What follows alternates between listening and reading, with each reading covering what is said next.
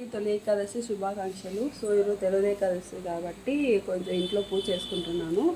ఇంట్లో పూజ చేసుకుని ప్రసాదం చేస్తున్నాను అనమాట. మీకు వీడియో చూపిస్తాను. ప్రసాదంలోకి నెయ్యిలో వేయించుకోవడానికి ఇవి కావాల్సినవి డ్రై ఫ్రూట్స్ కట్ చేసి పెట్టుకున్నాను అనమాట. మనం అన్నీ తింటాం కాబట్టి సో అన్నీ వేసుకోవచ్చు, ఏం ప్రాబ్లం ఏం లేదు.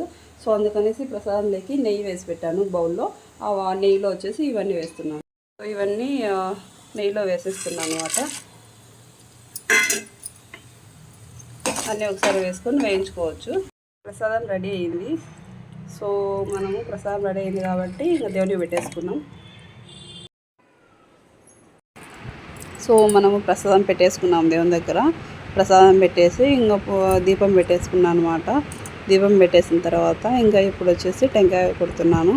టెంకాయ కొట్టేసి ఇంకా మనం ఇది అయిపోతానే ఇంకా హారతి ఇచ్చేస్తాము. హారతి ఇచ్చేసిన తర్వాత మనకు పూజ అనేది కంప్లీట్ అవుతుంది అనమాట. మనం ఫస్ట్ లాస్ట్లోనే కాబట్టి హారతి ఇచ్చేది. హారతి ఇచ్చిన తర్వాత పూజ అనేది కంప్లీట్ అవుతుంది. సో అందుకనేసి లాస్ట్లో హారతి ఇస్తున్నాను అనమాట. హారతి ఇచ్చేసి ఇంకా మనం కూడా ప్రసాదాన్ని తీసుకున్నాము. ఇప్పుడు చాలా బాగుంది టేస్ట్. ట్రై చేయండి మీరు కూడా. ప్రసాదం బెల్లమన్నం ఇదే ఎక్కువ ప్రసాదం బెల్లమన్నమే తింటారు కాబట్టి అదే ట్రై చేశాను. చాలా బాగా వచ్చింది. మీరు కూడా ట్రై చేయండి. ఈరోజు గుడికి వెళ్తున్నాము. నేను మా కిన్ను రెడీ అయ్యాము. చూడండి క్యూట్గా రెడీ అయింది. నిద్ర వస్తుంది ఫుల్. ఇంకా రెడీ ఏమో అయింది, నిద్ర వస్తుంది. సో అందుకని గుడికి ఇంకా త్వరగా వెళ్ళి సిద్ధపడి వెళ్తున్నాము. బాయ్. సో ఈరోజు వచ్చేసి వెంకటేశ్వర స్వామి గుడికి వెళ్ళాలి కాబట్టి ఫస్ట్ ఇక్కడ మాకు దగ్గరలో ఉన్న వెంకటేశ్వర స్వామి గుడికి వచ్చాను నేను. ఎంత బాగా దర్శనం అయితే, ఎంత దగ్గర నుంచి అయిందంటే స్వామి దర్శనం ఈరోజు అంత బాగా అయింది. సో మీరు కూడా దర్శించుకోండి. చాలా బాగా అయింది అనమాట దర్శనము. సో ఇంకా కిన్ను నేను చాలా దగ్గర నుంచి దర్శనం చేసుకున్నాము దేవుణ్ణి. ఈరోజైతే పూజ మొత్తం చాలా బాగా జరిగింది. వెంకటేశ్వర స్వామి పక్కనే ఇట్లా లక్ష్మీ నరసింహస్వామి ఉన్నాడు అనమాట. లక్ష్మీ నరసింహస్వామి అయిపోతేనే పక్కన బాబా ఉన్నాడు. సో అంటే పక్కనే ఉన్నాయన్నమాట టెంపుల్స్. ఇది వచ్చేసి మెయిన్ విగ్రహం.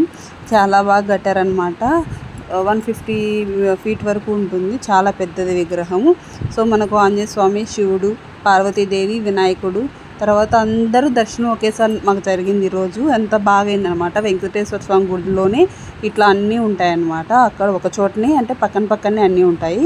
సో ఈరోజు ఎంత దర్శనం బాగా అయిందంటే మాకు వైకుంఠం వెళ్ళొచ్చినట్టే అనిపించింది. అంత మంచిగా అనిపించింది.